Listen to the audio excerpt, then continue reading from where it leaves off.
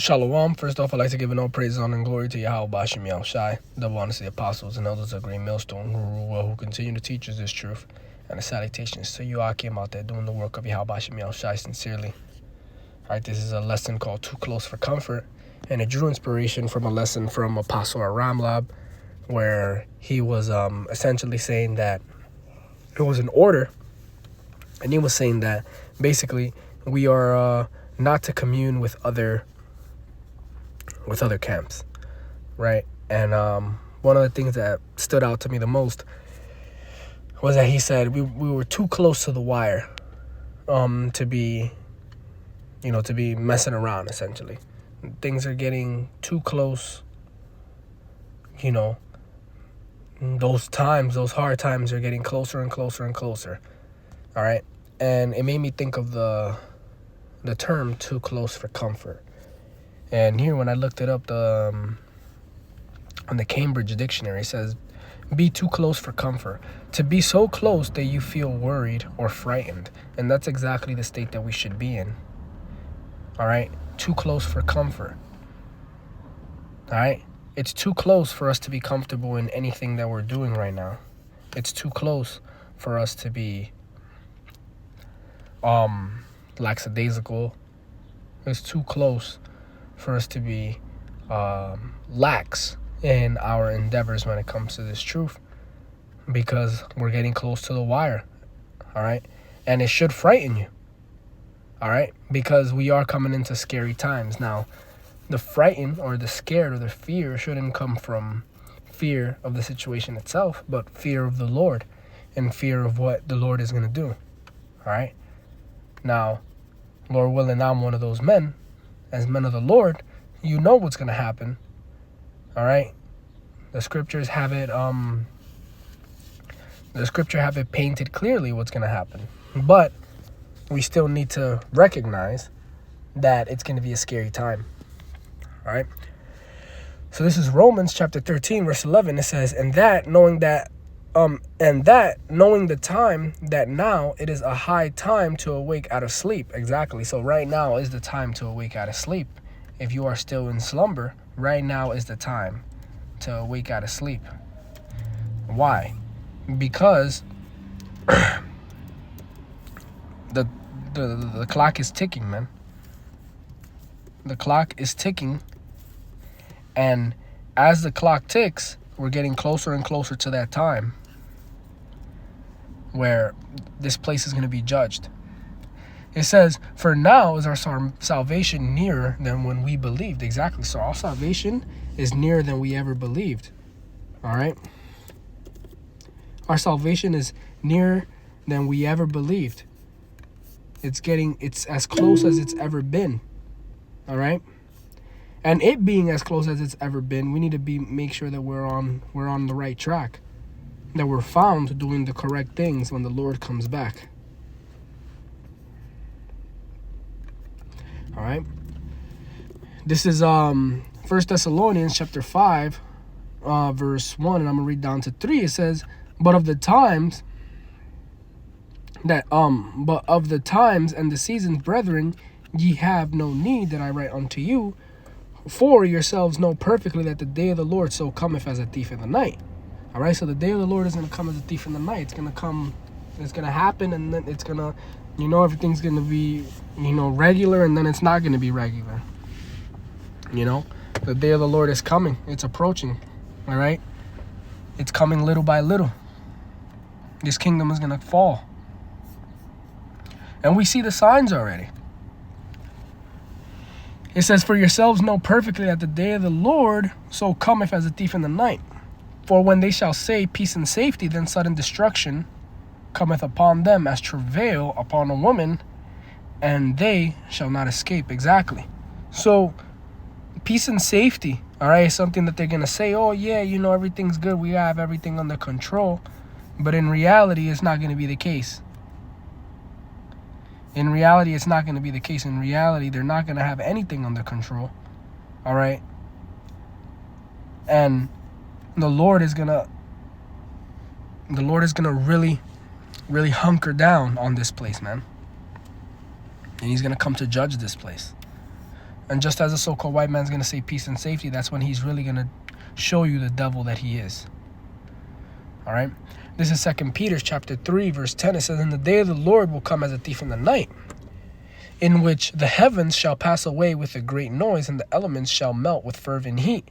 And the earth also, and the works that are therein, shall be burnt up." Exactly. So the day of the Lord is going to come as a thief in the night. All right? And it's going to come with what? It's going to come with a fervent heat in the form of what? Those ICBM missiles, man. Those ICBM missiles. The day of the Lord is going to come with those ICBM missiles. The day of the Lord is going to come with those lasers,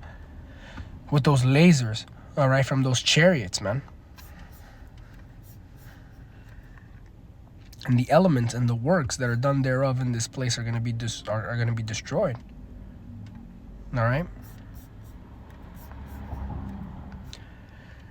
Verse 11, it says, "Seeing then all these things shall be dissolved, what matter of persons ought ye to be in all holy conversation and godliness." Exactly. So if you know that this stuff is going to happen, all right, then what you need to do is be in this holy conversation and be doing the right thing. Essentially, be on your P's and Q's. This is Habakkuk chapter 2, verse 3. It says, "For the vision is yet for an appointed time, but at the end it shall speak and not lie. Though it tarry, wait for it, because it will surely come, it will not tarry." Exactly. So right now, we're in that time where it's not tarrying anymore, man. These prophecies are popping off, all right? These things are going on. These things are going on, all right? The economic collapse of the United States is a looming prophecy that's going to happen, all right? The digitization of the currency and the ushering in of the MOTB is coming in as well. All right, so right now, these things are happening, man. All right, these prophecies are moving. All right? But it says the vision is for an appointed time. All right, it says for the vision is yet for an appointed time. So it's not going to happen any time before or any time after the Lord feels is the right time. It's going to happen at the right time, period.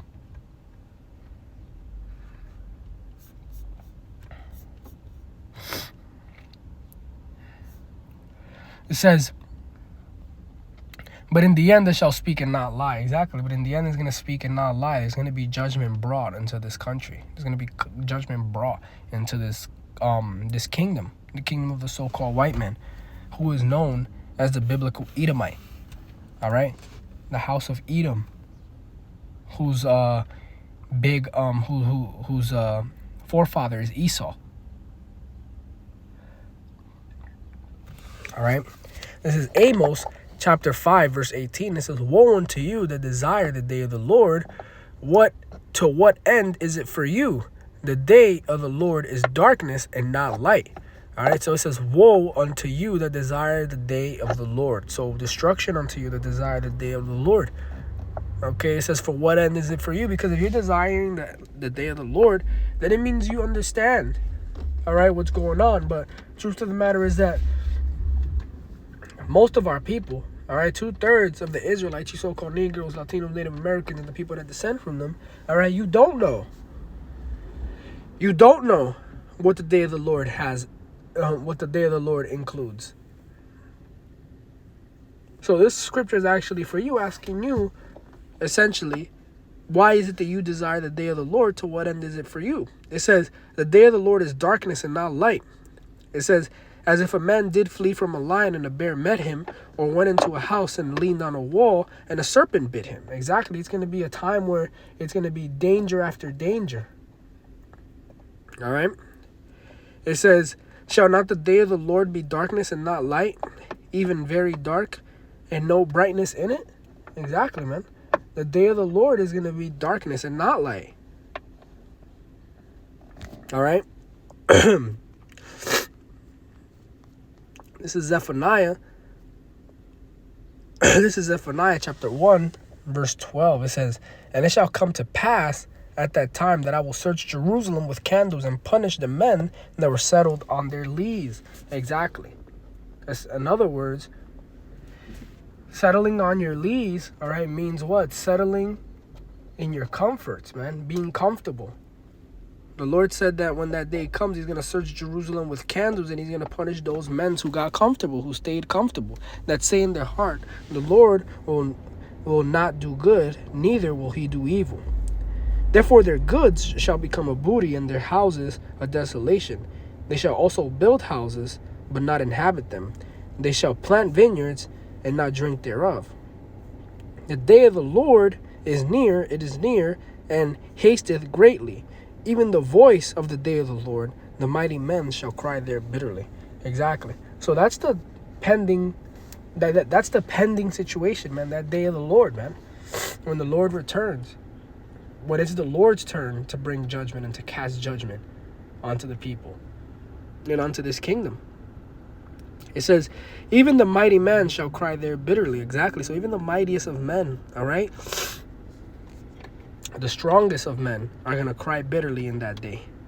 It says, that day is a day of wrath, a day of trouble and distress, a day of wasteness and desolation, a day of darkness and gloominess, a day of clouds and thick darkness, a day of trumpet and alarm against the fenced cities and against the high towers.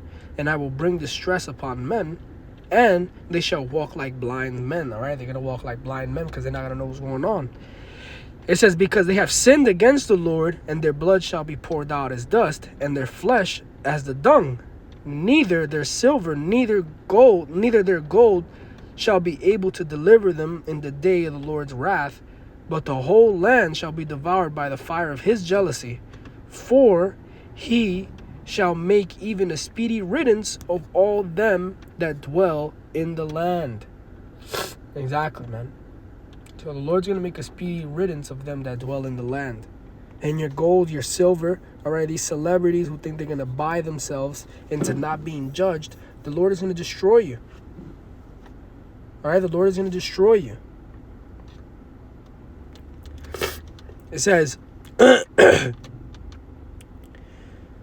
says, but the whole land shall be devoured by the fire of his jealousy, for he shall make even a speedy riddance of all them that dwell in the land. All right. So now I just wanted to pull up this word. I pulled up this word comfortable from the online entomology, and it says affording mental or spiritual comfort, comforting, pleasant, agreeable, to comfort, solace. It says cheering, cheerful, of physical comfort, is attested from 1769 in a state of tranquil enjoyment. So we should not be in a state of tranquil enjoyment because there is a pending danger. All right, and that pending danger is going to be judgment from the Lord, man. We're trying to see if we are those men, man. We're trying to see if we are those men. But there's only going to be one way to know if we're those men, man. We're going to have to walk through that fire. That's going to be the ultimate test. Walking through that fire, man. This is Luke chapter 21, verse 36. And it says, watch ye therefore and pray always, that ye may be accounted worthy to escape all the things that shall come to pass, and to stand before the Son of Man. Exactly. So we need to watch, therefore, and pray. To see if we're worthy. All right, to see if we're worthy, to see if we are really those men. All right. And this is a comfort as a noun. It says feeling of relief in affliction or sorrow. All right, the only thing that's going to provide us comfort, the only thing that's going to provide the nation of Israel comfort. Salakia, I have to blow my nose again.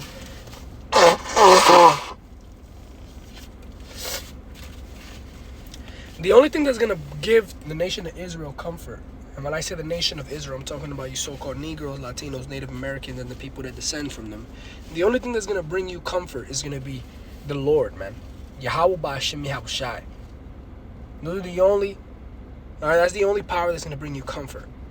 All right, this world, there is no comfort for you in this world. It says feeling of relief in affliction or sorrow, solace, consolation. From Old French, confort, consolation, solace, pleasure, enjoyment, to solace, to help strengthen. All right, it says state of enjoyment resulting from satisfaction of bodily wants and freedom from anxiety. There is going to be none of that for the nation of Israel, man, because we're still under the curses. Only in the kingdom of heaven is the nation of Israel as a whole going to get comfort. All right? So, hey, man, this was just a quick lesson and a quick reminder that we're too close for comfort. All right? I'd like to give an all praise, honor, and glory to Yahweh Bashem Yahushai. Double honors to the apostles and elders of the Great Millstone who rule well, who continue to teach us the truth, and salutations to Joachim out there doing the work. And until next time, Shalom.